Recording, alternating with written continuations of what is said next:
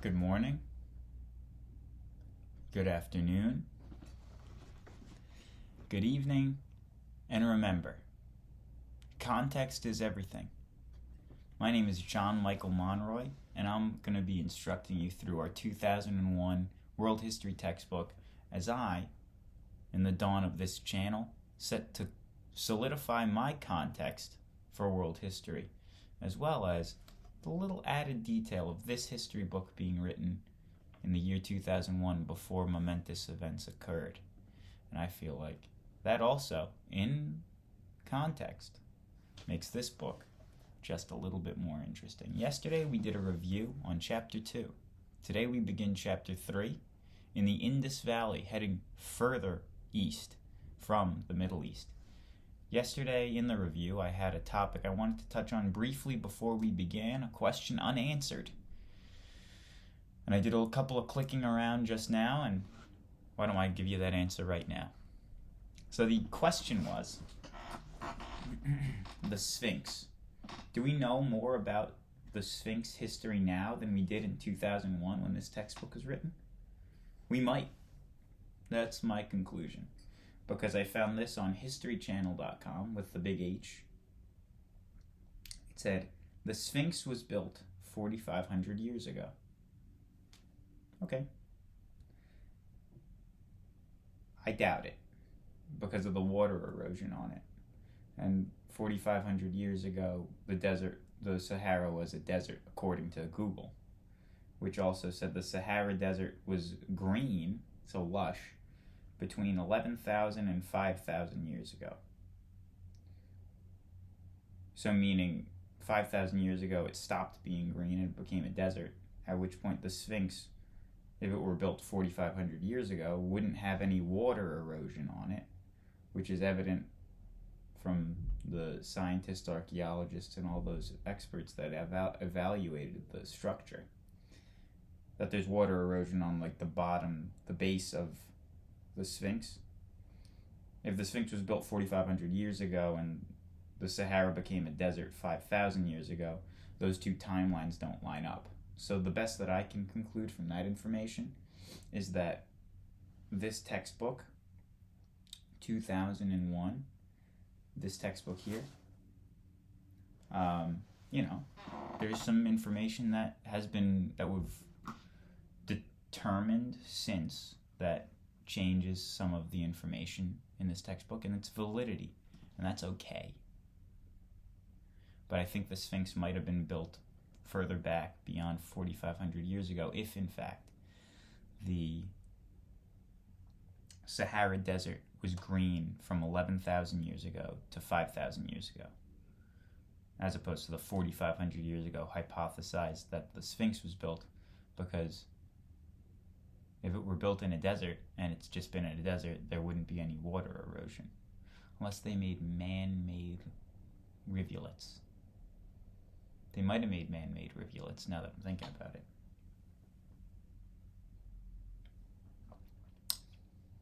But I doubt it. Actually, maybe I don't doubt it. Okay, well, conclusion inconclusive. The Sphinx, who knows? On to the Indus Valley. Chapter 3 is the Indus Valley. Chapter 3 also has these nice photographs that you can't really see, but that's green, that's brown, and that's a head of a dragon, and that's a lady with 4 arms. Hopefully I'll learn about those items so I can talk about them knowledgeably by the end of this. That's the point of this, to learn.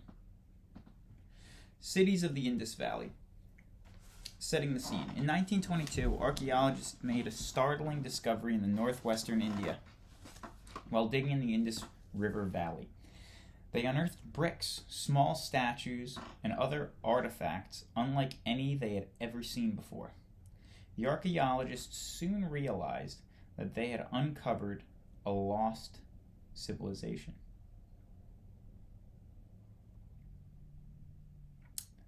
One that had been forgotten for some 3,500 years.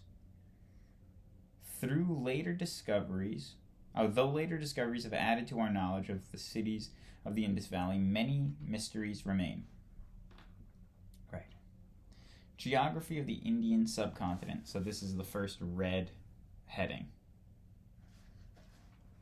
Then you have, so geography of the Indian subcontinent, you have geography, you have the monsoons, and you have cultural diversity. So those are the subheadings under the umbrella geography of the Indian subcontinent. Am I going to read every word? Maybe. Am I going to skim it? Definitely.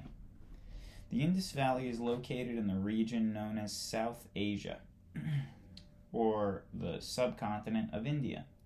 A subcontinent is a large landmass that juts out from a continent. The Indian subcontinent was huge, and it was a wedge-shaped peninsula extending into the Indian Ocean. Today, it includes 3 of the world's 10 most populated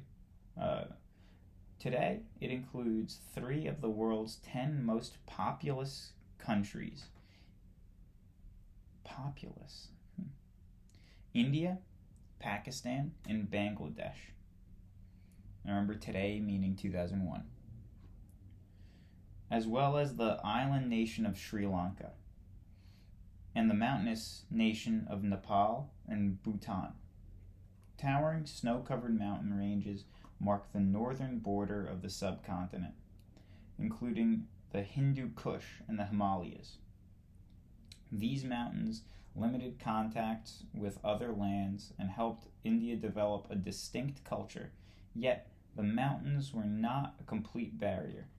Steep passes through the Hindu Kush served as gateways to migrating and invading peoples for thousands of years. Okay. Regions.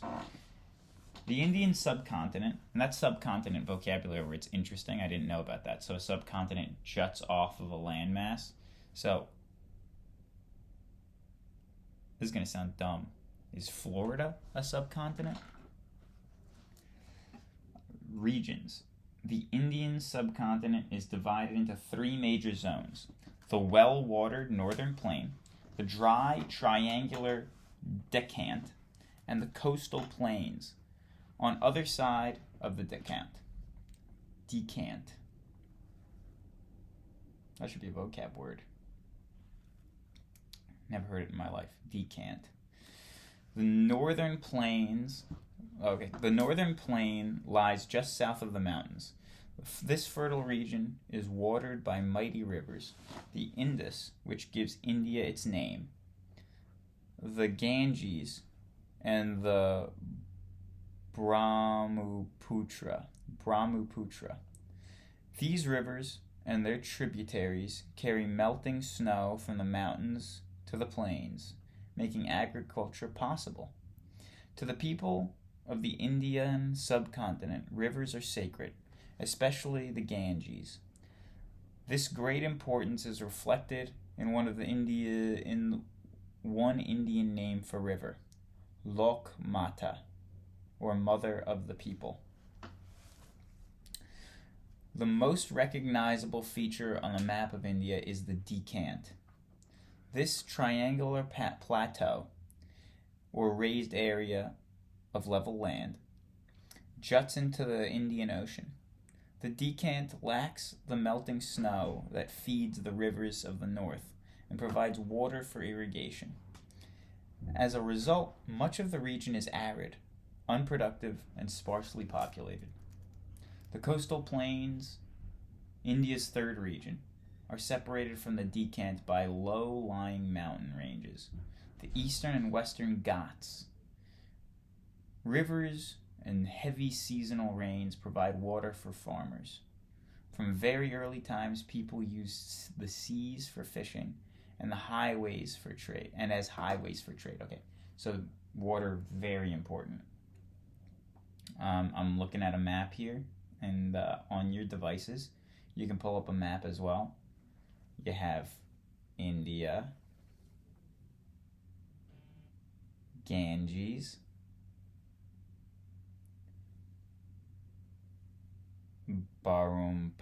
Brahmaputra, and the Indus with rivulets, and then the Narmada. See, this is why I'm reading a textbook. I never heard of a few of these words. Heard of Ganges, I've heard of Indus. I think I've heard of Brahmaputra. I've never heard of the word decant, though. And plateau, I'm glad that I just read the definition because it's a good way to describe it. A raised plain, right? A raised area of level land. The monsoons. Today, as in the past, a defining feature of Indian life is the monsoon, a seasonal wind. In October, the winter monsoon blow from the northeast, bringing a flow of hot, dry air that withers crops. In late May or early June, the wet summer monsoons blow from the southwest. These winds pick up moisture over the Indian Ocean and drench the land with daily downpours. That's interesting. The monsoon has shaped Indian life. Each year, people welcome the rains that are desperately needed to water the crops. If the rains are late, famine and starvation may occur. Yet, if the rains are too heavy, rushing rivers unleash deadly floods. That's pretty interesting, this monsoon stuff. Cultural diversity. India's great size and diverse languages made it hard to unite. Many groups of people with differing languages and traditions settled in different parts of India. At times, ambitious rulers conquered much of the subcontinent, creating great empires, yet the diversity of customs and traditions remained. Okay? With all those waterways, it allowed for easy travel for sure and easy trade. And as we talked about last chapter, trade and travel. Trade, which is a product of the flexibility to travel, really. Trade will breed cultural diversity because that's like a necessity. It necessitates people to be interacting with one another. Peoples of different cultural backgrounds. And in India, I'm pretty sure that there's a diversity of cultural subcategories from India. So you are Indian. There's a cultural subcategories that define different cultures in India. I'm pretty sure. Maybe we'll find out. Maybe not. This is about ancient. Indus Valley civilization.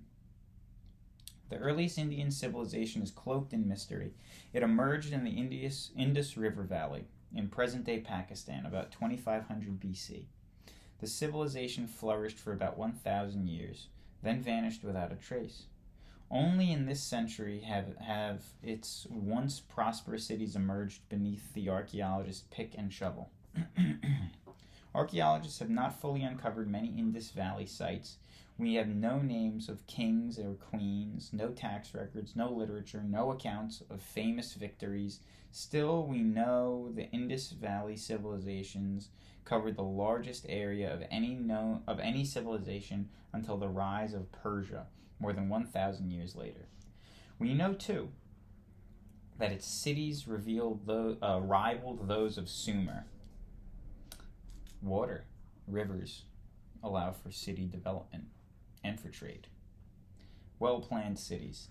Two main cities, Harappa and Mohenjo-Daro.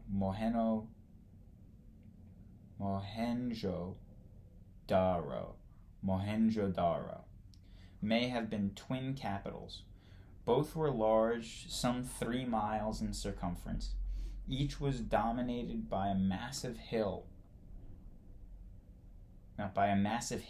structure, probably a fortress or temple.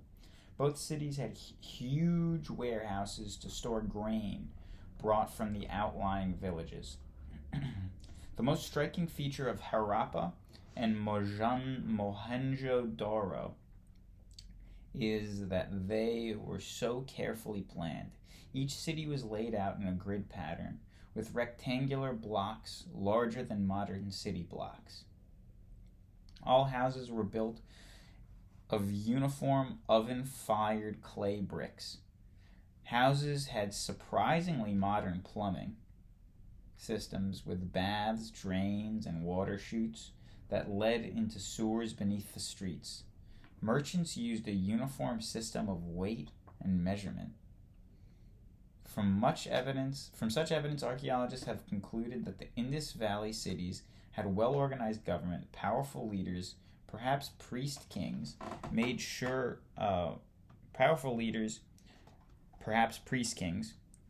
that tens of thousands of city dwellers had a steady supply of grain from the villages. The rigid pattern of building, this is pretty interesting, and uniform brick sizes suggest government planners. These experts must have also developed skills in mathematics and surveying to lay out the city so precisely. That's pretty interesting. I'm not going to lie. We have about 6 minutes and 30 seconds, and it looks like we're right on track to finish this section and talk a little bit about it. Farming and trade. I like that last section. I might read it again at the end. As in other early civilizations, most Indus Valley people were farmers. They grew a wide variety of crops, including wheat, barley, melons, and dates. They were also the first people to cultivate cotton and weave its fibers into cloth. Some people were merchants and traders.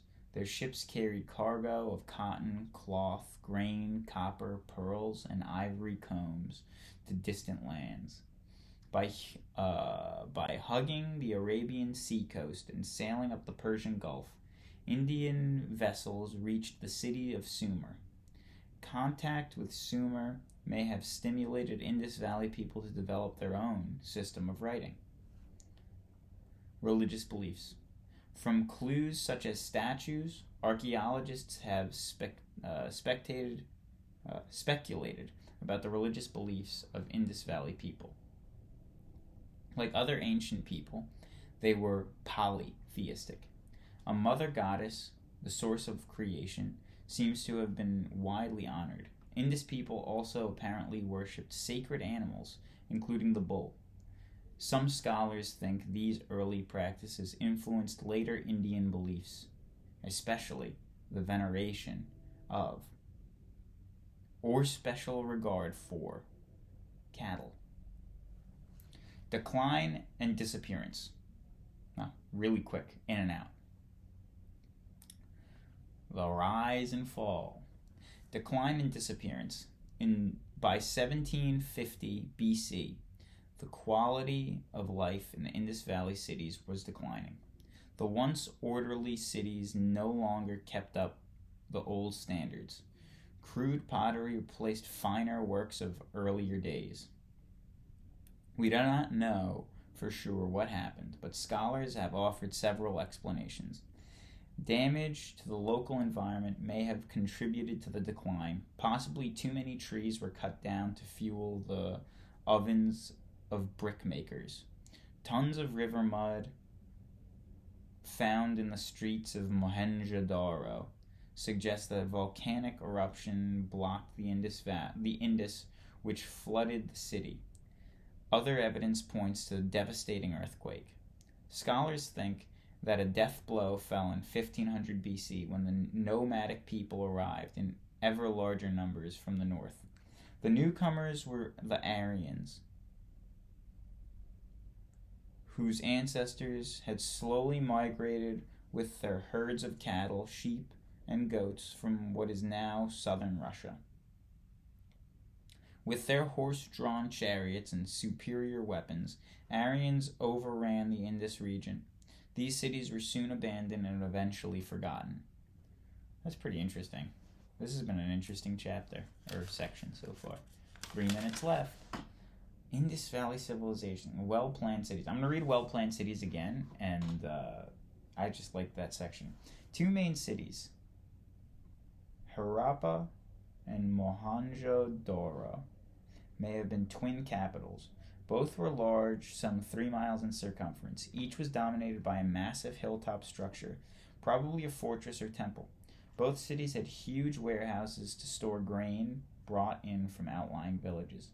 The most striking feature of Harappa and Mohenjo-Daro is that they were so carefully planned.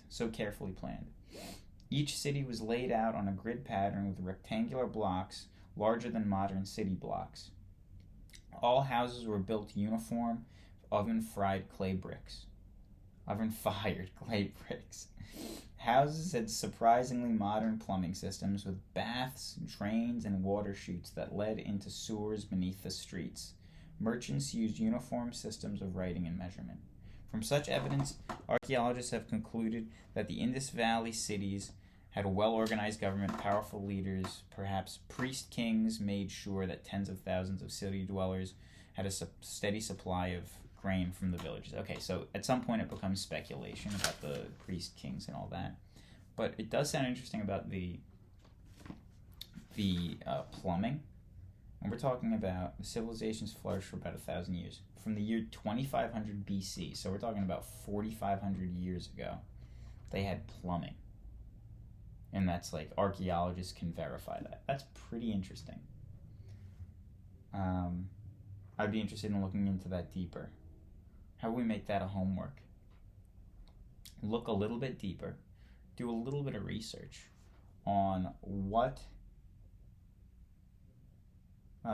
like the modern estimate for when these Indus Valley cities developed their plumbing and like their advanced civilizations, because that's the interesting thing. It's like, when is that first innovation? Because plumbing, I mean, wasn't plumbing not a thing in England, and that's when the Black Plague happened?